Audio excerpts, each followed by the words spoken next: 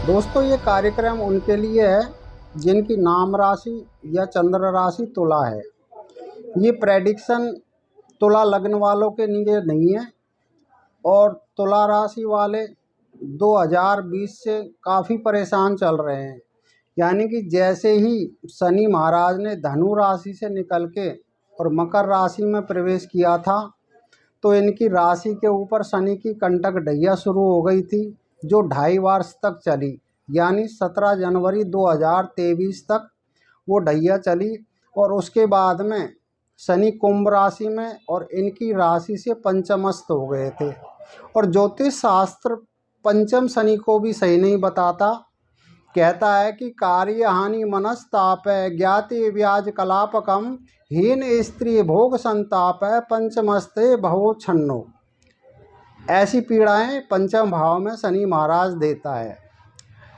मित्रों, जिनकी आयु 30 वर्ष के करीब है, उनकी राशि से शनि का गोचर छठे भाव में पहला हो रहा है।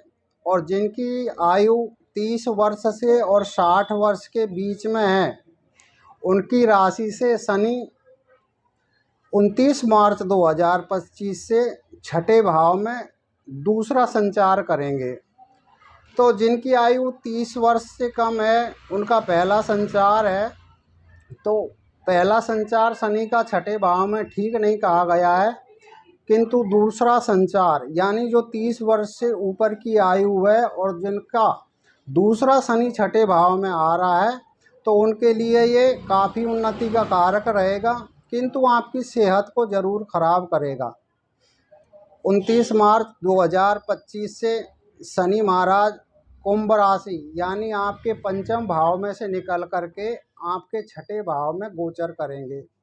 और ज्योतिष शास्त्र के अनुसार शनि महाराज जब भी तीसरे और छठे और 11वें भाव में आते हैं नाम राशि से, तो बहुत शुभ फलदायी हो जाते हैं। छठे भाव में शास्त्र क्या कहता है?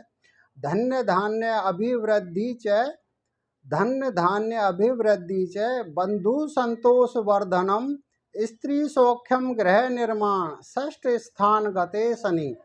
यानी धन धान में आपको वृद्धि होगी, भाइयों का लाभ आपको मिलेगा, संतोष रहेगा मन के अंदर, सदा प्रसन्न रहोगे, स्त्री सौख्यम, स्त्री का सुख मिलेगा, लक्ष्मी आपके घर में प्रवेश करेगी, गृह निर्माण, आप मकान भी बना सकते हैं जो आपने पहले से विचार कर रखा है।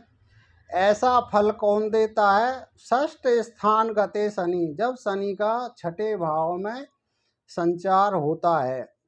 तो ये आपके लिए, तुला राशि वालों के लिए शनि का गोचर बहुत शुभ फलदायी होने वाला है।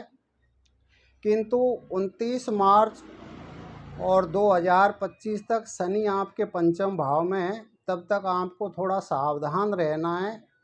जैसे ही छठे भाव में आएंगे तो आपके लिए लाभदायी हो जाएंगे। और 14 मई 2025 तक बृहस्पति महाराज आपके अष्टम भाव में गोचर कर रहे हैं, जो 14 मई को निकल के आपके भाग्य भाव में आ जाएंगे। तो वो भी आपकी नाम राशि से लाभ भाव में आएंगे, जो आपके लिए विशेष फलदायी होंगे। जब नवम में बृहस्पति महाराज गोचर करते हैं, तो शास्त्र कहता है अर्थम च सुवै कुलाचारः, गृह लाभस्य शुभोजनम, नित्य स्त्री जन संपर्क, नवमस्ते भवेद गुरु।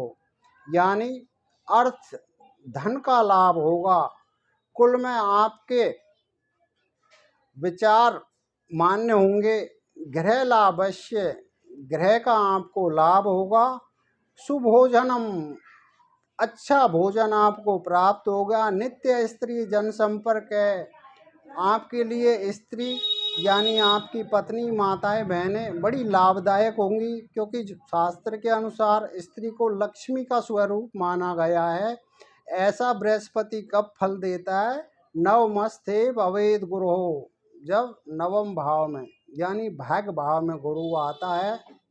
29 मार्च से शनि आपके छठे भाव में मीन राशि में गोचर करेंगे, जिनकी तृतीय दृष्टि अष्टम भाव में पड़ेगी, सप्तम दृष्टि 12वें भाव में पड़ेगी और दसम दृष्टि तृतीय भाव में पड़ेगी। अष्टम भाव में पड़ने से आपको सावधान रहना है, आपके साथ में धोखा भी हो सकता है। 12वें भाव में पड़ने से आपको खान पान पर विशेष ध्यान रखना है। और तृतीय भाव में पड़ने से आपको संघर्ष तो करना पड़ेगा, लेकिन उसका परिणाम भी आपको पर्याप्त मिलेगा।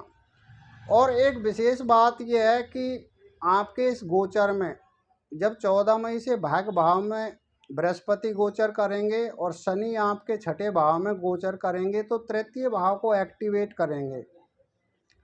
आपका स्थानांतरण हो सकता है, आपको छोटी छोटी यात्राएं होंगी जो विशेष लाभदायक रहेंगी। आपको इस समय भाइयों से विशेष लाभ हो सकता है। अगर आप डॉक्यूमेंटेशन जैसा कोई कार्य करते हैं तो उसमें भी आपको विशेष लाभ होगा, क्योंकि ये दोनों ग्रह तृतीय भाव को एक्टिवेट करेंगे।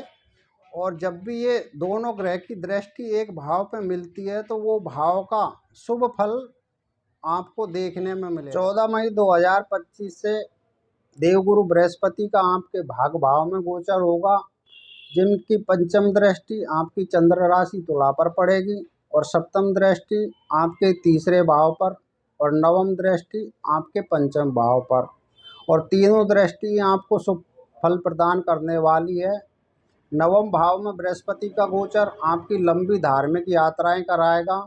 आप हायर लर्निंग की तैयारी कर रहे हैं, किसी अच्छी एग्ज़ाम की प्रिपरेशन कर रहे हैं, तो आप में इसको 100% रिजल्ट मिलने के चांस हैं, जो आपके लिए बहुत लाभदायी होंगे। आप विदेश यात्रा करना चाहते हैं तो ऐसा योग भी आपकी राशि में बनता नज़र आ रहा है।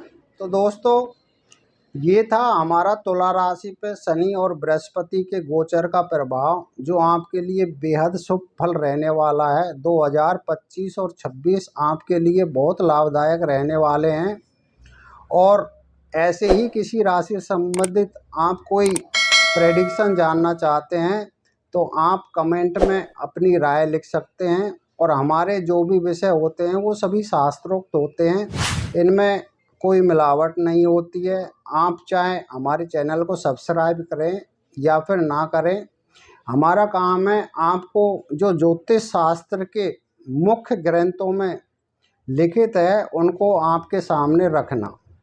तो आपको ये कार्यक्रम कैसा लगा, इस विषय में आप हमें अवश्य बताएं। नमस्कार।